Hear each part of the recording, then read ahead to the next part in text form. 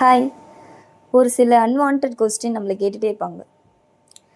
இப்போ நம்ம வேலைக்கு போகிறோம்னு வச்சுக்கோங்களேன். போயிட்டே இருக்கும்போது ஒருத்தன் தேவையில்லாத வீட்டில் சொல்லிட்டு வந்துட்டியா அப்படின்னு கேட்பான். நான் ஏன்டா சொல்லிட்டு வரணும், கரெக்டு தானே? சரி, இதெல்லாம் முடிச்சு இந்த டிராஃபிக்லாம் முடிச்சுட்டு நம்ம போயிட்டு ஒரு ரெடியாக ஆஃபீஸில் ரீச் ஆகிடுவோம்.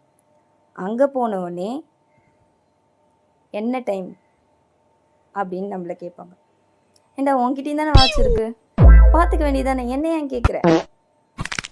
சரி, இதுவும் முடிச்சுட்டு நம்ம போய் உள்ளே உட்காந்து ஒர்க் பண்ணிட்டு இருக்கும்போது அறிவில்லை அப்படின்ற கொஸ்டின்லாம்